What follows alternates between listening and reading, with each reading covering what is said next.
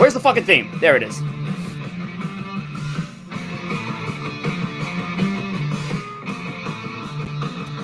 And once again, we are live. This is episode number 27 of Savages in the Bronx, live from Studio 54 in New Jersey, and REM Studio in Staten Island, New York, airing exclusively on Twitch and powered by StreamYard.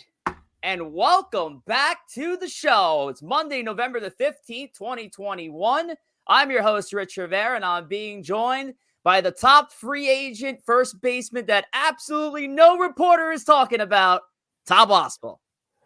I mean, the issue is that my righty swing just doesn't fit Yankee Stadium. You know what I mean? Like, you know, I don't have that Oppo taco power of a Judge and a Stanton, so it doesn't fit, you know, and I stay true. I'm not going to sign with another team just for the money. You know, I'm going to follow my heart, and it's not meant to be. That's not you. That's not the Tom I know. What happened to the Tom I knew about a month ago who would be like, yeah, I do it for the money. And yeah, I'm the best damn player they put out there if need be. Now, granted, they were throwing the yellow ball at you at the slow pitch. I think you would put it out of Yankee Stadium. I can hit a yellow ball. I can pull a ball out of Yankee Stadium. I think you could. I see some of those shots you hit back in the day, you know, in your prime. I'm not saying consistently, but if you give me enough swings, I can hit a ball out of Yankee Stadium. I believe it, and I look forward to it. And I actually got a chance that we were lucky enough early in the year in our softball season in Staten Island to see you do your hitting thing, and you did a good job. So I believe right, it. Did. All right, welcome back, folks, to the show. It's been a while. It's been our first show since about mid-October, following the Yankees' elimination from the wild card game. So been a long time, but as I promised, there was going to be some off-season episodes that were going to happen. And we had hoped by this time was going to roll around that the Yankees would have made some early splashes, but we haven't seen a ton of moves made overall. There is a big move made today out of Detroit with Eduardo Rodriguez signing with the Tigers, but it's not leading off. So we're not talking about the Tigers. We're not talking about Rodriguez. We talk about our New York Yankees. And the easiest way to listen to our pod that's going to cover our favorite baseball team is to subscribe to us on Twitch. So make sure to give us a subscribe, a follow on Savages in the Bronx on Twitch. But obviously it's the easiest way to get the notification on your phone, your Android, iOS device, that we're going live. And you can join us as one of our chooches in the chat, as former guest Corey Fabs likes to call it. But as we do on every single episode of Savages in the Bronx, we get into our news and notes with the Bronx is burning. But also maybe I should highlight before anything, congratulations to the Atlanta Braves, World Series champions. And again, it's not that kind of show, but you have to kind of address the World Series and a surprise victory for the Braves over Houston. Obviously, it's the Astros were a strong team, a strong contender to win the whole thing, with the Braves going in with their star player, Ronald Acuna, out with a season-ending injury, and the Braves still did the damn thing, man. Yeah, you know, I think as Yankee fans, we were all Braves fans. This October to take down the Astros. It was a lot of fun. It was a fun World Series to watch. It was a fun playoff race. I was on vacation for part of the playoffs, and it was one of those like vacations where a lot of times we were kind of back at the hotel before going to dinner. And I watched a lot. I watched more postseason baseball this year than I've ever watched in my life. Like minus like a Yankees run. Like I watched so much of it. It was a lot of fun. A lot of good storylines, a lot of big homers. You know. I love the I do love how the players that the Braves acquired at the trade deadline that were undervalued, and they end up having some of the biggest moments. Look, Jorge Soler won the World Series MVP, Adam Duvall with big hits, Jock Peterson with big hits. You know, guys that you kind of not worry about. Eddie Rosario, who was almost left for dead with the Indians, came up big for the Braves throughout the postseason run. So sometimes it's not always about superstars. Sometimes it's just about gamers, guys who are veteran players, role players in that sense. And it always seems to culminate in the playoffs, and those guys seem to always rise to the occasion. Yeah, I mean, and that happens really in all sports. It's not always the best team that wins. It's the team that gets the hottest. And, you know, I don't think you're going to look at the 2021 Braves and say they were the best team in baseball that year, but they clicked at the right time. And you know what? That's all that matters. Who gives a shit if you weren't the Dodgers or the Giants, who were probably the two best teams in baseball throughout 162. They got hot. They went through. They had to go through the Dodgers. And then they had to go through the someone else before the Dodgers, the Brewers. So Brewers had a serious pitching staff, and it's a fun run for them. Yeah. It was a fun run for the Braves. Congrats to the Braves. Met fans are gritting their teeth with the Braves' run and World Series victory. But speaking of the New York Mets, let's talk about the biggest news piece coming out of the Yankees today, with the Yankees naming Luis Rojas, yes, the former Mets manager, as their new third base coach, obviously taking over the reins for Phil Nevin, who was let go shortly after the Yankees' elimination from the playoffs. And, maybe you have to kind of think that bad send had a lot to do with that firing, unfortunately. But yes, Rojas has been named the new third base coach, which a very interesting move. I feel like you never see the Yankees really go to former managers a lot for these coaching positions, but I'm about it. Like, I can't think of a better person to take on a normal coaching job than a former manager and having that extra insight there. And yeah, Luis Rojas, product of the analytics baseball, but he's a guy that the Yankees would love to have in that dugout then. So Luis Rojas, what's your reaction on that? Yeah, I mean, when Rojas got the manager job at the Mets, he had been a Met lifer. He had a ton of praise throughout their organization. I don't think Luis Rojas is the reason that they failed this year. I think they had more injuries almost than anyone else. I don't think he necessarily helped the situation. Maybe he's not a manager type role. But let's see. Let's try him out third. I'm sure he's going to bring in some different insights. He was part of that minor league system that brought up a lot of these Mets stars, and I'm sure he has some things he could pass along in that way. What I do find interesting is that we got rid of Nevin, who always seemed like a more fiery guy, right? We've seen from Boone, other than the Savages in the Bronx or Savages in the Box. I'm never going to not think of Savages in the Bronx. Other than that, and so he always seems like he's kind of like he is that California guy. He's laid back, and Nevin kind of seemed like like good cop, bad cop, and Nevin was because it seemed like he'd be the bad cop guy, getting on people and kind of like bringing the fire that way. Rojas isn't that guy either, so it's gonna be curious to see if the Yankees add anyone else into this coaching staff who has a little bit of that fire and who is ready to kind of get in players' faces and demand excellence, because Boone doesn't seem like Boone's personality, which is nothing wrong with that. It wasn't Joe Torre's personality either. So we'll see. Then I have a perfect follow-up question for you then, Tom. Who would you like to see join the Yankees coaching staff that might bring that fire? It's you have some of the easy answers of guys from the 90s teams.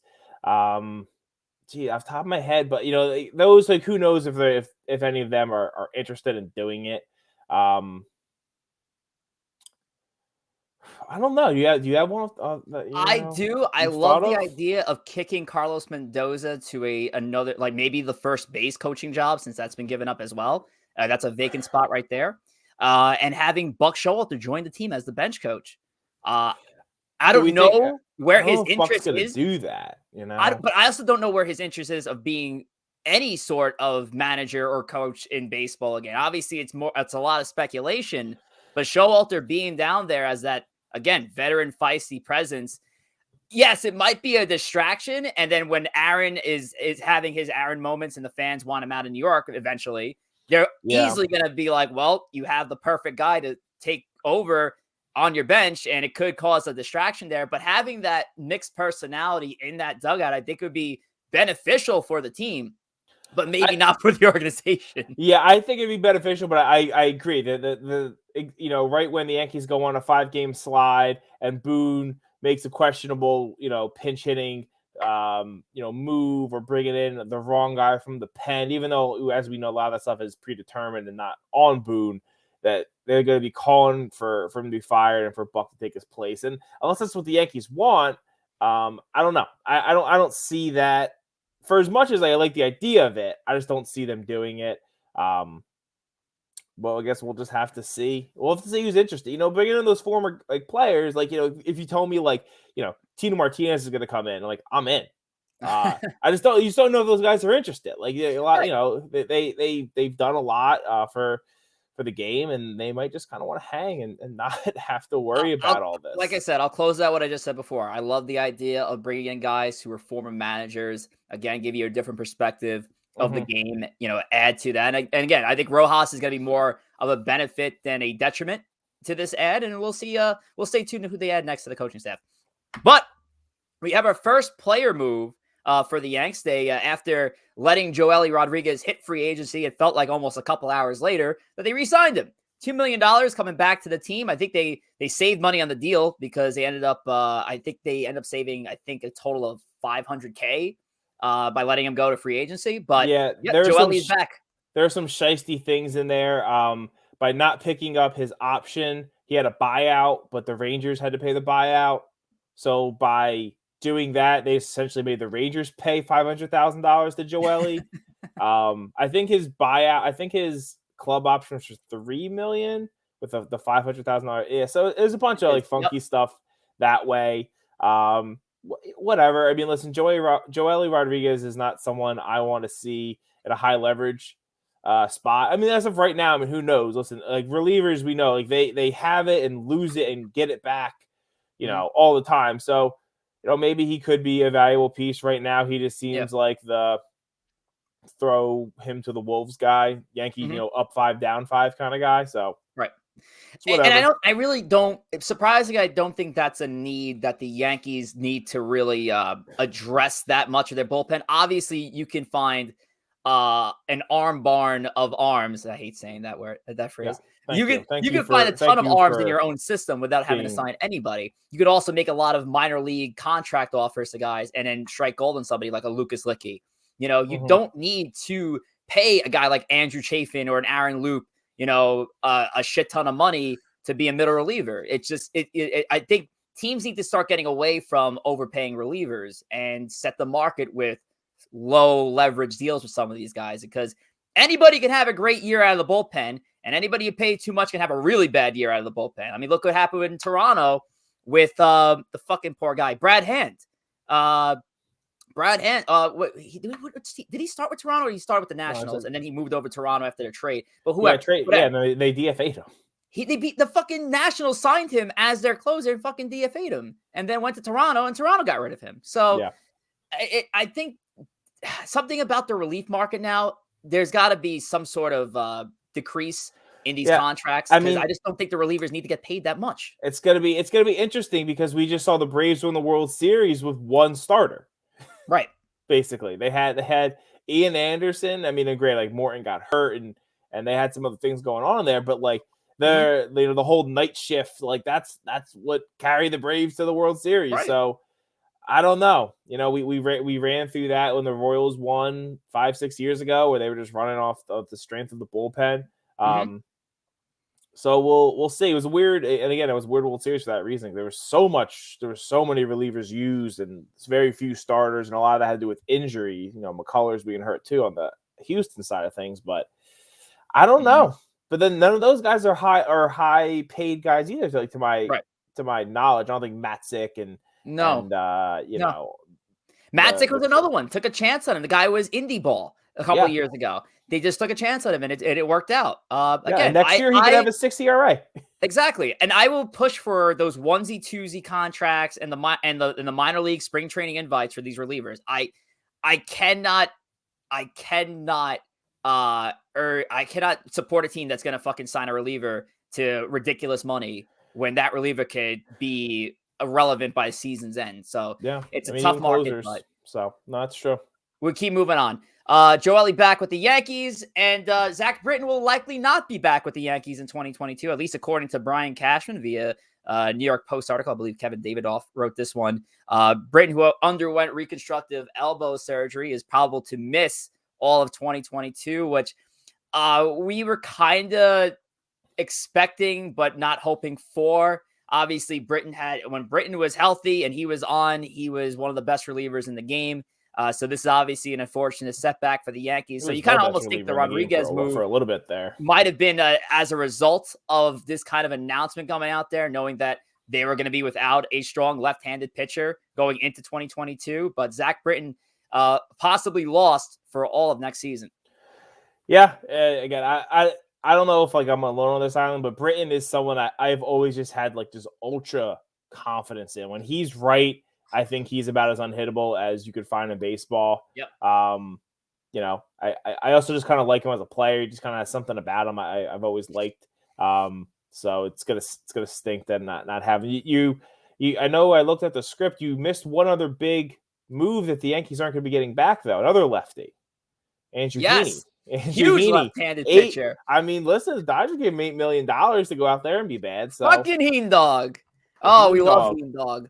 Heen Dog is fucking great, man. And the Dodgers really flexing that that cock of theirs with their fucking money, saying, "Hey, Yankees, I know you don't even give this guy a fucking minor league deal, but we're gonna throw him $8.5 million because we're the Dodgers and we got all this fucking money. Fuck you." Yeah, I mean, like that kind of stuff is just funny. Like that's funny stuff to me. I think I know there's a lot of talk of him maybe being the next Robbie Ray, you know, because he has the. Well, no, I mean, listen, it's silly, but not silly. Robbie Ray was someone who in Arizona really struggled at times, but he had like the metrics, right? The baseball savant stuff was always like off the charts, and Heaney has some very, they talk about like spin rate and all this like other stuff that, you know, the front offices of teams care about. He has a lot of that. So I think there's, you know, Andrew Heaney just seems like that guy that girls date who are like, but I could fix him. I know he's gone to prison. I know I know I know he beat up his mom, but he loves me. And that's what Andrew Heaney is. The fucking abusive the fucking softball ball busters wouldn't sign Andrew Heaney's dog ass. Fuck him. He's going to the Dodgers for $8.5 million, undeservingly, and I hope he doesn't have a job by fucking June. So Andrew Heaney is now a Los Angeles Dodgers. Thanks for the note, Tom. Really appreciate that news. That's why you're my co-host, bud. All right. Well, make sure to give these two co-hosts a follow on Twitter. You can follow the show first. That's Savages Bronx. Give Tom a follow at Wospil54. And you can follow me at Rich J. Rivera, both on Instagram and on Twitter. But most importantly, you can follow our special guest, our +1, that is. Also Instagram at JMS803, but he doesn't want you to plug his Instagram. He wants to plug the show that he co-hosts with his boys, Paul Valentino and Corey Lewis. That show called Three Ugly Guys. He returns to the show for the second time, first in one of our earlier episodes of Savages. But yes, Three Ugly Guys, the show that they talk about it all and they talk about nothing and everything in between. The show is on Apple Podcasts, Spotify, Podbeam, and all this other great stuff that Joe is going to tell you about in a little bit. He released a new episode today. They release an episode every other Monday on all those listening forums, but now he joins us for the second time on Savages in the Bronx. Ladies and gentlemen, Joe Stern of the Three Ugly Guys is back on Savages. What's up, Joe? What's up, guys? Thanks for having me. Holy shit, Rich, I thought you never going to bring him in. I thought he was going to keep talking about him. Yeah. He did. He did all my work for me. I don't got to plug nothing now. He's not plugging anything. Joe, it was good seeing you, man. We heard everything about you from Rich. It was great talking to you. Now get the fuck off the show. All right. In 2022. Good Lord. And now he's out. And now I'm out. But you know what? Glad to have Joey back. Joe, of course, a huge Yankee fan. But before we get into the Yankees, let's get into Three Ugly Guys. The pod, actually, you guys celebrated your 1-year anniversary recently. Congratulations on that. Thank you. New episode just dropped today. So tell my audience more about Three Ugly Guys and what you guys got coming up in the future. Well, it's like Rich said. It's a podcast about it all. It's about nothing and everything in between. Most of our podcast episodes derive of specific topics, but a lot of times we just turn the mics on and just start talking. And those seem to be some of the more funnier episodes instead of the more, for lack of a better term, educational episodes. But like Rich said, we just dropped episode 63 today. It is another random episode, whole bunch of different topics, whatever comes up to mind, we spit out. As far as the future, still grinding, have a lot of ideas, a lot of other guests lined up. Rich, would love to have you back on. Tom, come out to Staten Island. Maybe we could talk some stuff. I've been to Staten Island. I know. You got to come back. Tom knows stuff. He can talk about stuff. I've been to Ralph's. The original. We could talk about Ralph's, bro.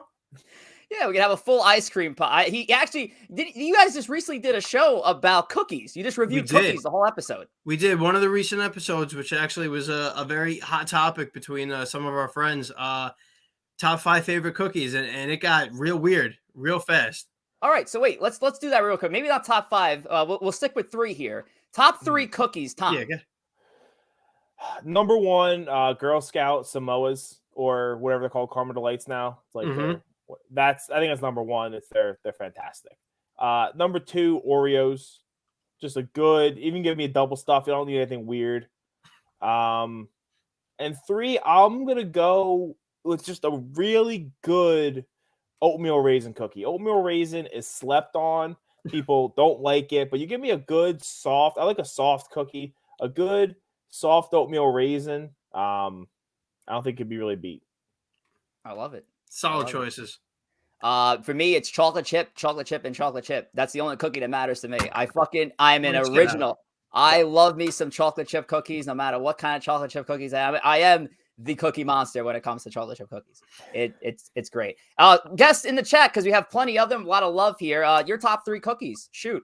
We'd like to see it in the chat. I want to hear this. We're just it's 3 ugly guys and Savage and the Bronx combined here. So obviously we got to get some of those 3 ugly guys conversations going in the chat here. All right, top 3 cookies. We're here, but let's talk about the Yankees, Joe. Let's talk about the Yankees. Lifelong Yankees fan. That's the reason why we have you on here. And I was just thinking of John Sterling saying when he threw his pitch on him, it was like he gave him a cookie. But he said,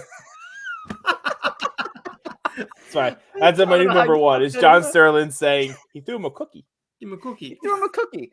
All right, well, I'm going to throw Stern a cookie here. Joe, you're now the general manager of the Yankees, and there's one top priority that you need to address this offseason. What is that top priority for this team? I'm going to go pitching because age-old thing is pitching and defense win championships. Doesn't matter how many boppers you got on the team, you got to go pitching.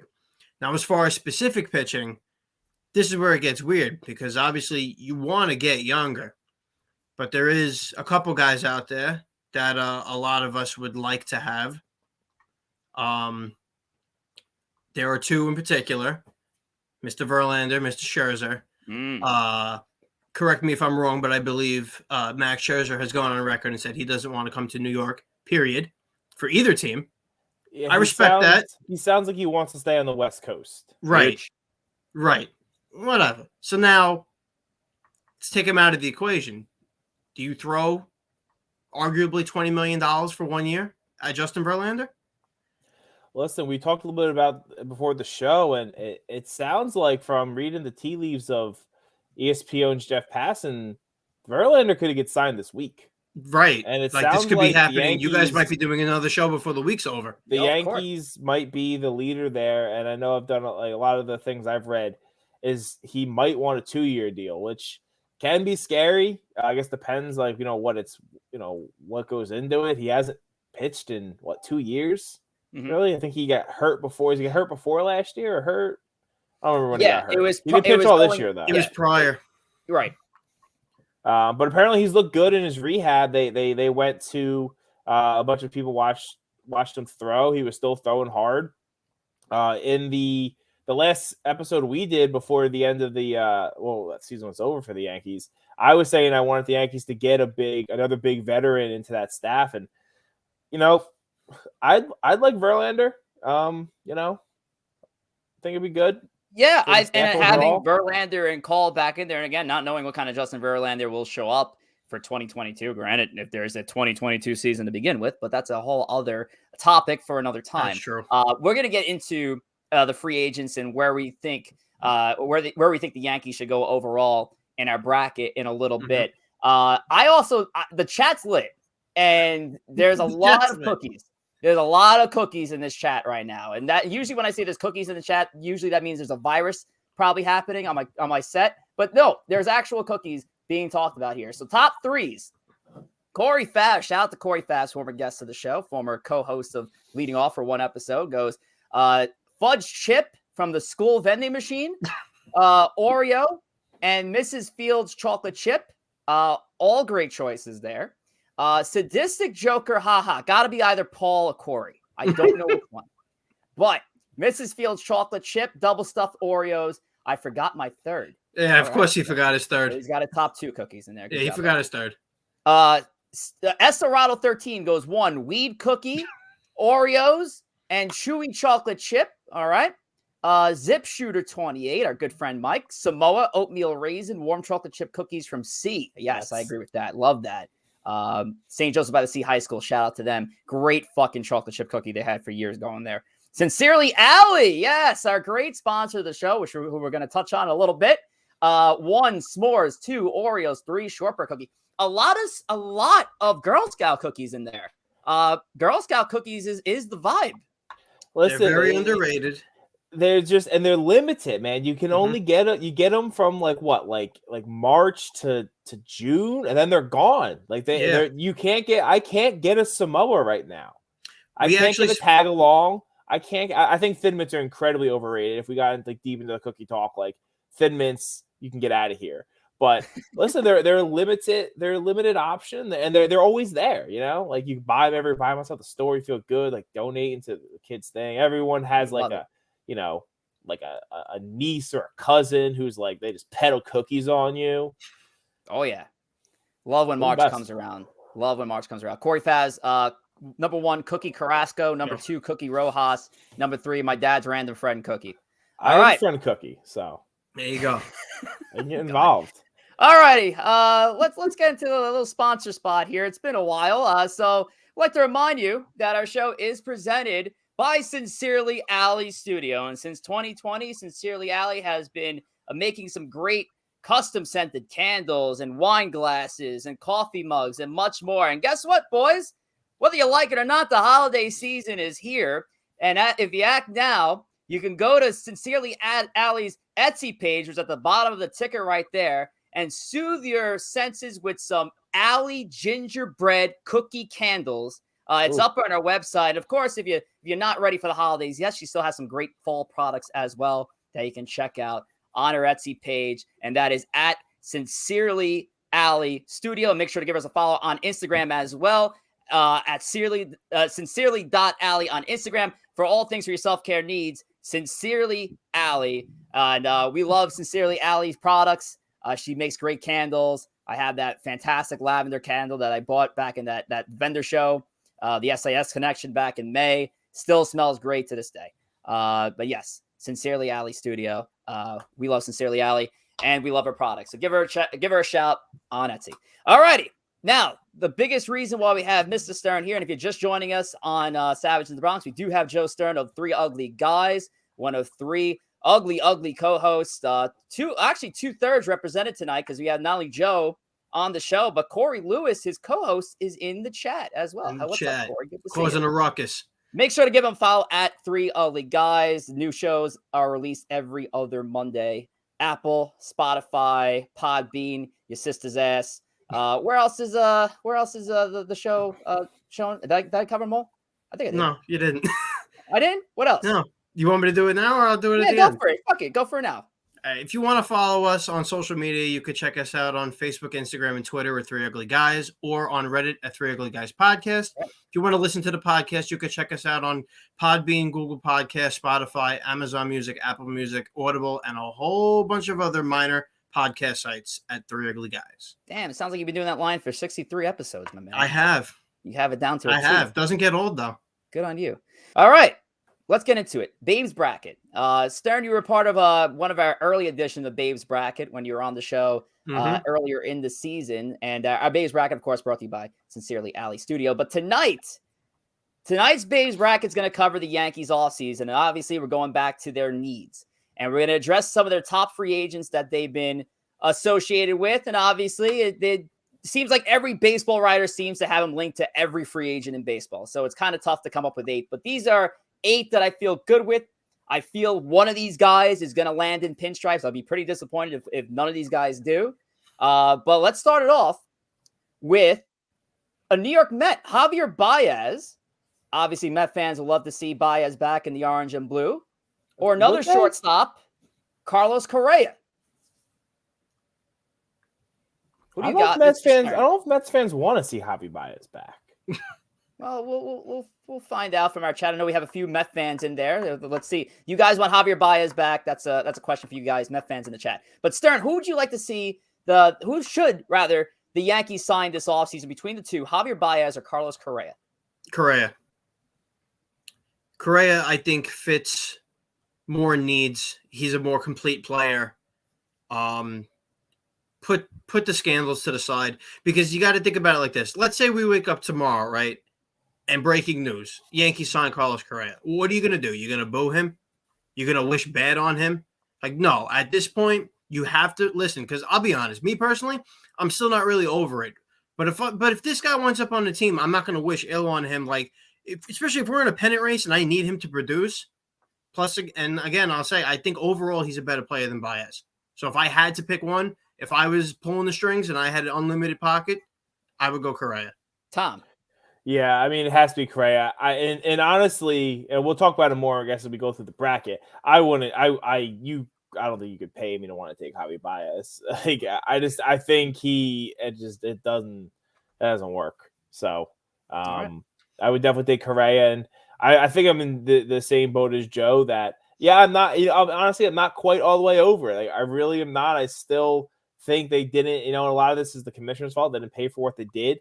But if Correa becomes the Yankee, we will deal with it. We'll get over it, and we'll be ready to root for him. I'll make it unanimous, and I'll touch on Correa in our next round. We're going to stick with our shortstops here. We got Corey Seeger of the Dodgers, lefty bat, obviously tailor-made for the stadium, or another National League West shortstop, Trevor Story.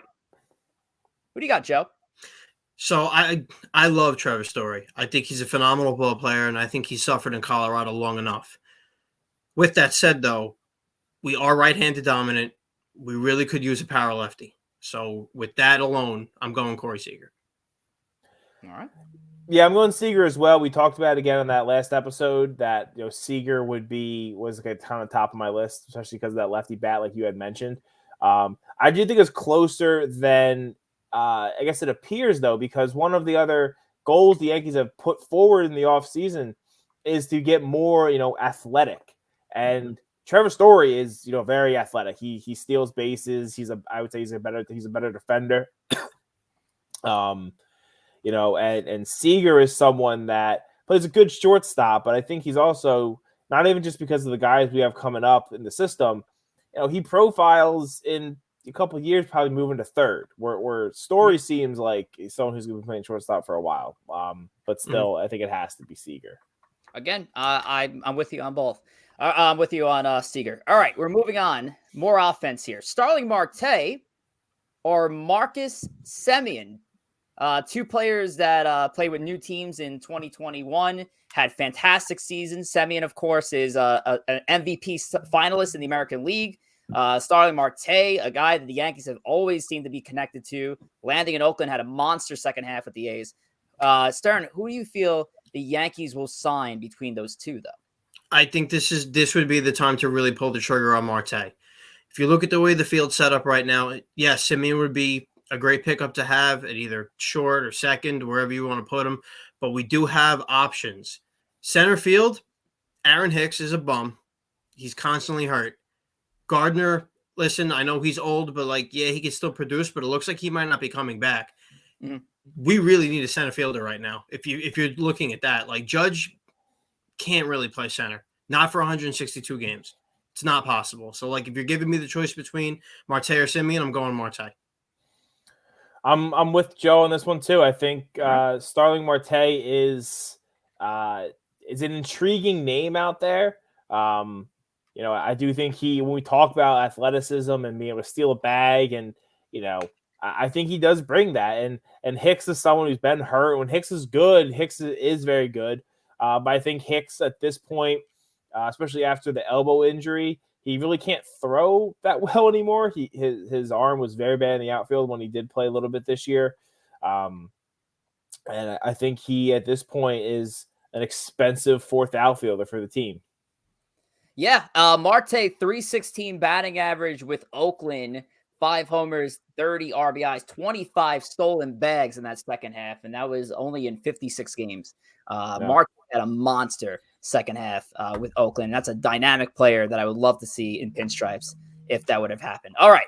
Marte moves on, but who's going to move on between these two veteran starters, these two Cy Young Award winners? We got Max Scherzer or Justin Verlander. Joe, who do you got?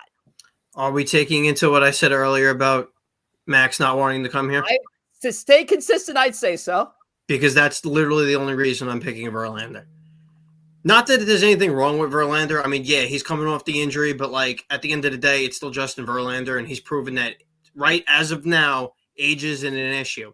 If he can come back strong from surgery, I think he'd be the guy. I think he's definitely a guy based on his credentials and his name alone that I wouldn't be upset if they threw money at him as a tester. He'd be like an upgrade of a Corey Kluber, where it's like, all right, cool, we'll sign him for a year, give him some money, whatever. Maybe he pans out, maybe he doesn't. I think Verlander's a guy who, in comparison to Kluber, I think would be more of a safer bet. I mean, I hate to say that, but if you're just looking by comparisons, but Max, yeah, it'd be great to have Max healthy, no issues. But again, if he doesn't want to come here, he don't want to come here. Yeah, I think Joe kind of nailed it again. I think Max is the choice if he wants to come. It seems like he doesn't. But yeah, he's been healthier as of late more. Verlander's been hurt and he's been great also. It's not even like he's just kind of like putzing around out there. Like he's really still doing it. I'd love to have Scherzer's, I think both guys bring that, the fire, they bring, the competitiveness, they bring the hardware with them. But it does seem like Max is probably staying West Coast, and I don't think Verlander is a bad option. So, hopefully it's been the Joe and Tom show in this point of the bracket. Obviously, they've kind of taken the show bat out of my hands here. So, but I think this is the time where now we might see a division between the two, because this is probably going to be the toughest matchup in this bracket. Carlos Correa or Corey Seeger? Correa. All right. Because of fielding. Straight fielding. Offense, you're getting with both of them. Yes, we do need more lefty, especially lefty power, but again, it comes down to pitching and defense winning championships. And if you're going to go straight off of defense, Correa is a way better defender than Seeger. He is. I do think, though, just that lefty bat, Yankee Stadium, I'm going Seeger. I think he's my number one target for the Yankees this offseason is to bring him in. I do agree that Correa is a better defender. I do think Seeger is going to eventually shift to third base, but if he can, that lefty swing in Yankee Stadium is something that could be really special. And I'm here for it. And then we have to take into consideration Correa is most likely going to get paid more than Seeger will. And in a world where there's not unlimited money, if you tell me Corey Seager costs, $25, $30, $40 million less over this time of the contract, and that means the Yankees can sign a Verlander. They can sign him to a 2-year, $30 million contract. I think that also factors in here. So can I just make a note of something? Because you made an interesting point, but sure did. Where the bracket, here's the thing: the bracket is who should the Yankees sign, and not who do you want the Yankees to sign. I feel like you kind of turned into I'd rather have Seeger signed to the Yankees than I think the Yankees will sign Correa. Do you think am I like sensing some ill will towards Correa in the 2017 run? I mean, yeah, that's definitely part of it. I can't blame him for that. But sentiment. I do think. Listen, I think that the biggest factor between these two is Seager's lefty bat. I think that fits what the Yankees need more. We're going to be talking about Marte in a second. He's another righty, right? Am I not wrong by saying that? Correct. So boom, you're adding another righty. So an all righty outfield. I know we're not going to get into. Well, we might get into trades a little bit later, but right now the Yankees' offense is all right-handed again. So I think Seeger matters. So I've been back and forth on this matchup for a while because I think when we did this show last time, Tom, in my head I was like Corey Seager makes the most sense. But now, not so much. And I'll tell you why. Because if one thing the Yankees are missing, obviously besides a fucking nails defender at shortstop, because that's what they desperately needed since they let go of Didi Gregorius. They need a guy who's just nails to that position. And Correa has proved it. He's a platinum glove. The Yankees are missing a fucking edge, man. Something about this evil empire without that face that you just want to fucking knock the fuck out. They're missing that. And Correa, yes. Is he a guy that a year ago I would have been like, oh, I would love to see him? Absolutely not. Hated his fucking guts. Hated his stupid face. Didn't like his fucking ear thing. Hated it. But you know what? The evil empire needs to make a comeback in 2022, Tom. And I think the time is now to strike gold on a platinum gold shortstop, a guy who's super clutch in the postseason, and a guy who's just going to bring that attitude back to the Yankees that I think is just desperately needed and missed for a very long time. And again, like I said, I've been so back and forth in it because I love the lefty bat. But if you wanted to make a move for the lefty, you know you have Anthony Rizzo in your pocket if you wanted him. There is a possibility to make a trade for Matt Olson if it's there. I think the move is get the defender, get the edge back on this team. I'm going with Carlos Correa.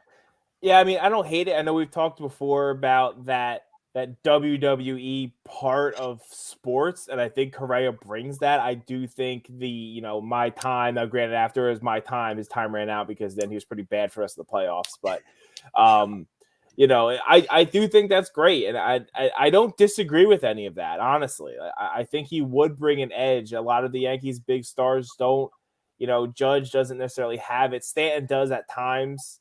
When he's hot, he's pretty cocky. I do think it's something that they could use. So I'm not gonna ding you for that at all. Mm-hmm. It's something that they're missing, and they have, again, you made a great point. Judge, Stanton, very stoic names, guys that are not going to really speak up that much or, press an umpire or really be, or have like that back of the newspaper headline statement, with the press. Like they have, too many like LeMahieu's who are not going to really say much or speak up. They need a guy with edge. I think the guy with probably the most edge on this team, low key, is Garrett Cole. They need another guy who's going to be a loudmouth for this team. Bring some hate back to the fucking Yankees. Bring some edge back to the team. That's all I'm saying. Yeah, that's more of a want than a should. But honestly, between the two of them, I think it still makes the most sense from a logical standpoint. Take away my personal wanting him there. I like the idea of Correa being a Yankee for 2022. Correa moves on in the bracket. Next, we got Starling Marte or Justin Verlander. Pitching wins championships. Don't care how old he is. I think it's more important. If we really had to fudge it, put Judge out in center. I know it's not ideal, but I think we can squeak by with it. You can't squeak by with subpar pitching. You need pitching. I don't care who it is. You need guys who are going to go out there and hurl. I think I'm going Marte here. I do like Verlander, and I spoke that I think they do need another veteran on that staff. But the Yankees pitching wasn't really the issue last year. Now, granted, like how good would you feel in Game 2 of the ALCS with Jordan Montgomery on the mound? Just from an optics standpoint, maybe you don't feel great. But they will have Severino back next year. He should be back in the rotation. I think center field defensively. Sorry, I got some hiccups here. I think center field defensively, bringing some of the athleticism to the base path, stealing some bags. When the Yankees were hot this year, they were hot. They were stealing bases, and I think Marte does bring that. And I don't know. It's a tough one, but I'm actually going to agree with Tom on this one. I like the idea of Marte in the Bronx. And again, addressing that who the Yankees should sign between the two. Tom made a great point. Yankees pitching staff was not the issue last year. And yes, you're going down without Tyone to most likely start the season. So that's a big loss off the bat. Do they need a $20 million pitcher for 1 year to get the buy to at least a trade deadline if they wanted to make another move for a big pitcher? No, I don't really think so. I don't really think so. I think they can get by, honestly, with a Cole, Severino, Monty, Cortez, Herman / Heel sort of rotation going into the trade deadline. If they want to make a short-term move for a veteran pitcher, I'm all for it. There's no such thing as too much pitching. I'm all about it. Do they need Verlander for a 1-year, $20 million contract? Probably not. Probably not. And I think they can use that money towards something else that they really need. I think if Verlander was coming off of he started, 28, 30 games with like a 3, high 2s, like mid 3s ERA, I maybe would say Verlander, but there is still a little unknown there. Like, you don't know what you're getting. Like, he might look good in shorts throwing off a mound in November, but it's just a little to $20 million, and at his age can blow out the same elbow that took him out for the last 2 seasons. I don't see it as it's a gamble, but I think it's too much of a risk for a lot of money for 1 year, because that's most likely going to be the deal for Verlander. That's how I see it. Marte goes to the finals here. We got Starling Marte, or Carlos Correa, Joe Stern of the Three Ugly Guys podcast. Who should the Yankees sign this offseason? Hatred aside, Carlos Correa. I think for the reasons you, Rich, also brought up that we didn't touch upon, maybe we do need that edge to bring us back. Maybe we do need that hatred on top of his physical abilities, what he could bring to us. He too could steal bags. So he's got the tools. He's got all 5 tools there. And I think I still think from a fielding standpoint, I think shortstop is more important right now. Just my opinion. You guys might not agree with that, but I'm going to go Correa. Yeah, I do think it is Correa here. Now, I guess the argument against it is that the Yankees have 2 of our top 5, 2 of our top 3 prospects right now in the system are shortstops with Volpe and Peraza. So, that's also the question of even signing a big shortstop, because what if Oswald Peraza, what if Volpe ends up being this stud? And then what do you do? Again, if we go back to like a Seeger, it's an easy transition to third. Is Correa transition to a third? Like, you don't know exactly. And those prospects might not, pan out too. So that's something right. to think or about. One of the prospects can kick over to a new position. That's also in true. The farm is also a possibility as well. It's definitely true. I do think, though, as a player, Correa is an elite player. And I do think I'd go Correa here. Yeah, I'd say so myself, for all the reasons I specified in the previous round. Carlos Correa, we hate you, but we would love to hate you, and we'd hate to love to see you in the Bronx in 2022. And again, bringing that attitude that the Yankees have missed for so long is something that I would love. And of course, that platinum glove at shortstop. Carlos Correa as a Yankee would be great, but obviously the need following that would have to be bringing in a lefty bat, and at that rate, it'd have to be an Anthony Rizzo for maybe a 2-year deal, or they make that fantasy trade that Yankee fans so desperately are calling for on Twitter in Matt Olson. There goes Tom. That's there goes Tom. Tom's gone. Usually it's Tom's me. gone. So Tom's gone. All right. So Tom will soon. You can make sure to subscribe to us on YouTube, like and subscribe. We're trying to get some more full episodes up in the near future. I always promise it, but it's not as easy as a click away. There's Tom. Yes, Tom.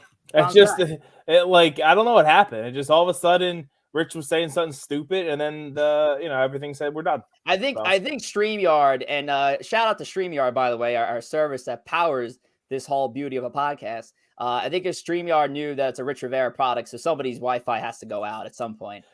Usually it's me, but as long as it's not Mr. Stern, because we don't want to do that to our great guest. But what we are going to do to our great guest is we're going to put him through Guess the Graph. Oh, yes. It's been a while, Tom. Guess the Graph, of course, our fun segment where Mr. Wospil over there shows off one of his autographed baseballs that he's collected over the years. So many spring trainings, so many games that he's had his opportunities, maybe even a few autograph signings that he's attended to. He'll tell you about the story behind this ball tonight. And that ball tonight is this doozy right here. So, Mr. Stern, my God, what is your guess of whose autograph that is? Because I have no fucking idea. It looks like an M. Meredith Marakovich. It's definitely not Meredith. It's not Meredith. No, I'm gonna go with a player. I think it's a player. I think Joe is getting hot. I'm getting hot. Just like this hot stove. Joe's getting like hot. That wallpaper. Yeah, as hot as that wallpaper. All right, Tom, what could you give us here? Ooh, what can I give us? I'll give us that it's a former player. Okay. So he's retired. Former Yankee. Former Yankee. Yeah. Former Yankee. He's retired. Well, you said former player. I don't know if he's retired. Former Yankee, former player, retired. Okay. Former player, okay. So former retired player was with the Yankees, and Joe's seeing an M in there, and I kind of see it too. I'm a little perplexed on that little swoosh right there. Kind of looks like the Disney D a little bit. Yeah, in the middle, right? That end, that kind of looks like a Z. That kind of looks like a Z end to it. Is it So a Z? I like thought it was a Hernandez K. sort of. You know what I mean? Huh.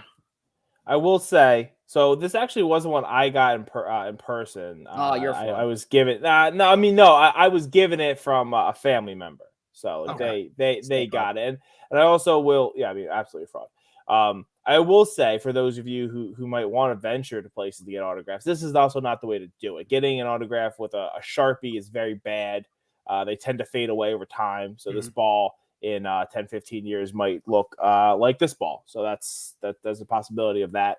But sometimes guys just have a pen on them and they're like, I'm going to sign with this. So Okay. that's a little like a history lesson. A nice Sharpie. Take you to school. Sharpie's bad. Very bad for baseballs. You want a blue, just like Bic pen is actually like the best thing to use. Anyway, yeah, former player. And I'll give you this. I actually was very close to mentioning this guy earlier because this is actually a guy I would love to see on the Yankees coaching staff as a bench coach. But I knew if I mentioned him earlier, I knew we had this ball. And I remember you throwing in Tino Martinez in there, but it's not Tino. See, when I first saw the M, no. When I first saw the M, I was thinking Mike Messina, but like I don't think that would make sense here. No, it's not Mike Messina. Corey Lewis. Yeah, ignore Corey Lewis. With the great guest Jose Canseco or Muhammad Ali. There's neither of those gentlemen. Yeah, Corey, the baseball fan. Corey, get out. Muhammad Ali with that great ERA. Yes. Oh, he's upset now. Fantastic. All right. Damn, Tom. Is there anything else you can give us without? I mean, I can give. There's a lot I can give you. Damn. He's a Yankee lifer. He's a Yankee lifer. Okay. Okay. A guy he came up with the Yankees. He never played with another baseball team. Damn. Oh my God. Well, it ain't Bernie Williams. I'll tell you that. Give me a position. If I give you the position, the Yankee lifer, I'm giving you the answer. Yeah, it ain't Bernie Williams. I'll tell you that. It's not Bernie Williams. It's not Bernie Williams. Because now you got me on these 90s Yankees here. Yeah. Yankee lifer. Come on, Rich. You watch this team. You know this team. I think you know this team. I would think you know. I mean, I feel like we're just dancing around this. Hey, Rich, you should know this team. Bro. I mean, Joe, you know. I mean, everyone knows this. Yeah, but you don't know it either, Joe. Yeah, I know. Yankee lifer would be a great fiery bench coach for the team. I've actually mentioned that I would love him to be a bench coach or even a potential manager for the team before. Is it Georgie? It is Jorge Posada. Posada? Oh, wow. That does not look like. I mean, I think that big thing in the middle is a P. I guess I kind of see the P now. Okay.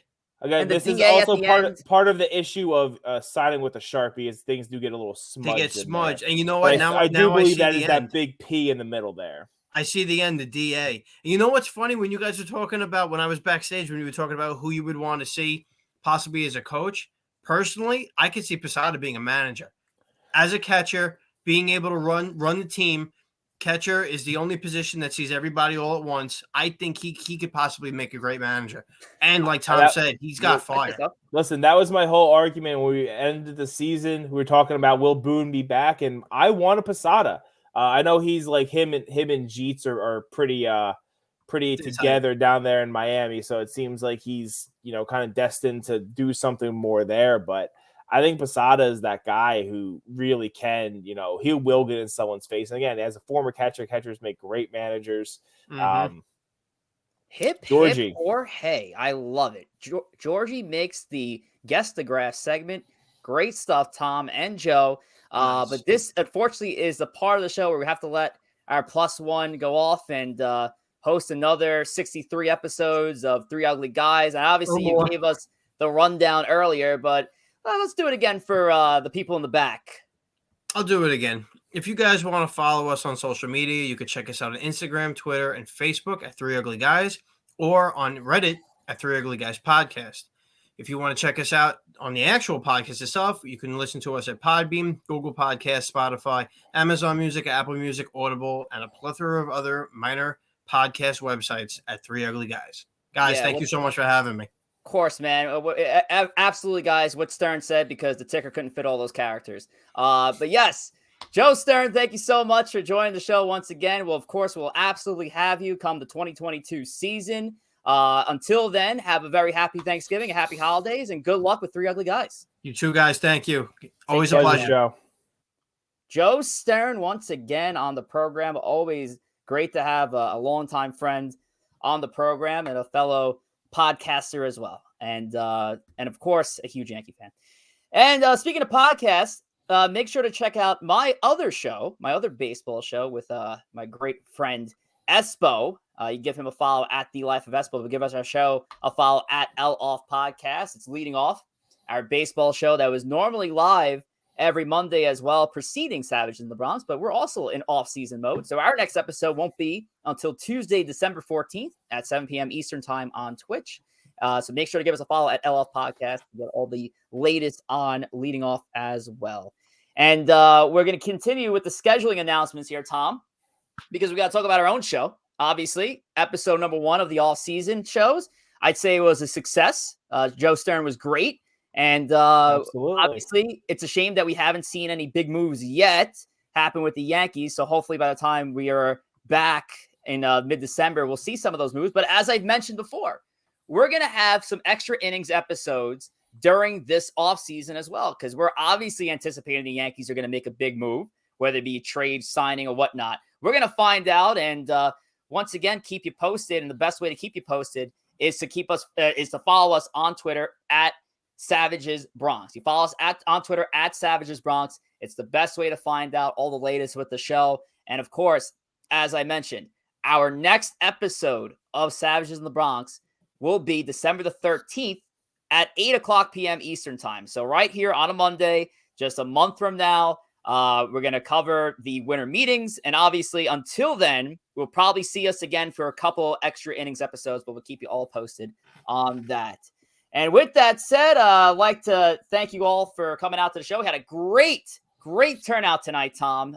Fantastic turnout from the boys and girls. Sincerely Allie, I saw in there. The 3 Ugly Guys had great representation, some choo-choos in the chat, some faces and voices we haven't heard from since the regular season. So it was great to see you all. And of course, we got Thanksgiving coming up in a week, which is wild. So I want to thank everybody for being a part of the show from episode number 1 to episode number 27. Tom, I want to thank you, of course, being a great co-host through the whole journey.